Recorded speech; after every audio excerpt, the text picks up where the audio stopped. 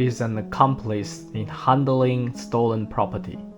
Just a few days ago, on the 2nd of January, I spotted a car online priced far below the market rate.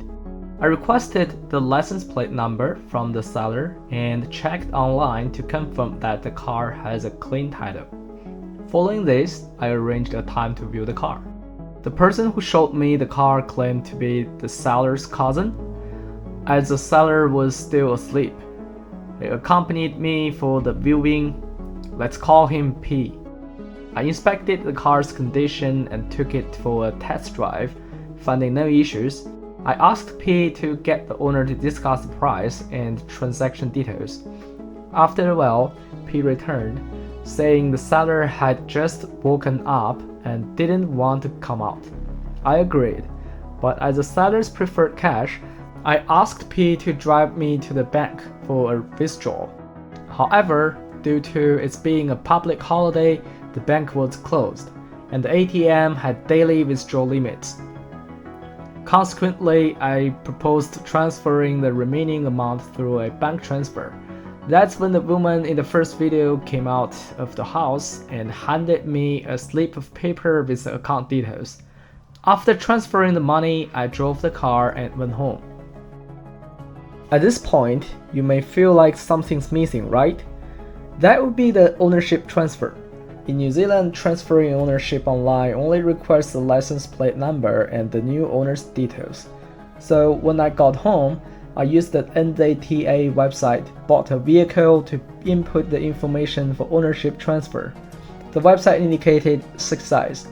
Typically, I'd receive a certificate confirming the successful transfer in a few days via email. A days later, on the early morning of 4th January, I curiously checked the new car's license plate online again. This time, it showed stolen on the website, reported at 7:09 p.m. on the 3rd. This indicated that after selling the car to me, the seller reported it stolen to the police. Subsequently, I called the police hotline 105 for advice. The officer recommended I report the matter to the police station early in the morning to see how handling officer would address it.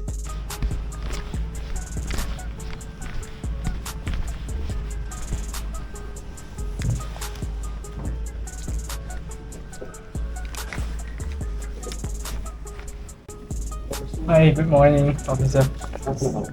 So I bought a vehicle on the 2nd, and it was reported stolen on the 3rd. I provided all purchase evidence to the police.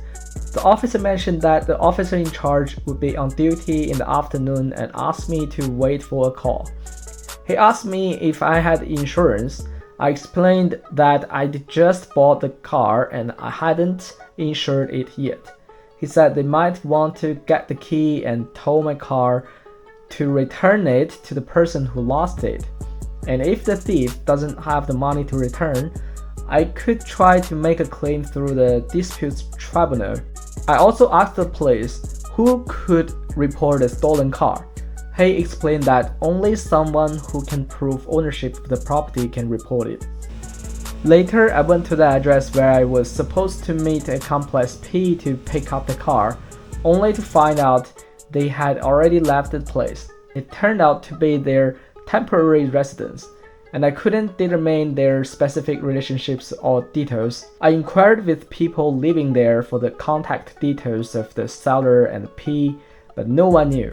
Just come in and try and fucking use the travel insurance. However, one person claimed he would take my number and report the issue to the police. Subsequently, I received an email from NZTA. Unlike the usual successful transfer notifications with attached certificates, this email informed me that the police were looking for the vehicle. Therefore, they couldn't complete the transfer until the police resolved this issue. On the afternoon of 5th January, after waiting for over a day without hearing from the police, I returned to the police station. This time, I was assisted by another officer, as the previous one forgot to provide me any case numbers during the previous reporting.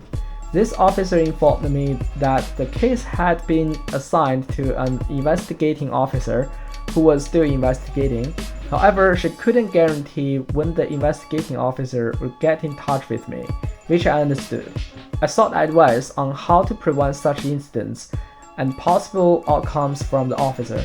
Apart from recommending purchasing used cars from reliable platforms and buyers, the officer mentioned there was no effective intervention method to prevent a situation where the previous owner reports the vehicle stolen after the purchase and online transfer of ownership via NZTA.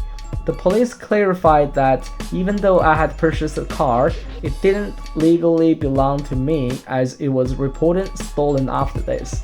Their only resource was to try to identify the responsible party for compensation, but during this period I couldn't use the car and it might be impounded by the police. Okay, let's re-evaluate the logic. Buying and transferring a vehicle. After applying transferation of ownership on the NZTA website for bought a vehicle, it takes several days for the transfer to be completed. If during this period, the original owner reports the vehicle stolen, despite the buyer having paid for and taken delivery on the vehicle, legally, the vehicle remains the seller's property. Unfortunately, the buyer has no legal protection because the vehicle is classified as stolen. I sought advice online, and based on my findings, the most effective preventive process I identified is to use the NZTA's Confirm Registered Person query while purchasing a vehicle. This verifies the owner using the vehicle registration number and driver's license. Then, during the transfer, not only should the buyer fill out bought a vehicle, but the seller should also fill out sold or disposed of a vehicle. This way, both parties make simultaneous applications, and the system records the seller's application to sell the vehicle. I'll update the video if there are further development of my case. Anyway, that's all about this video. Thanks so much for watching and have a good one.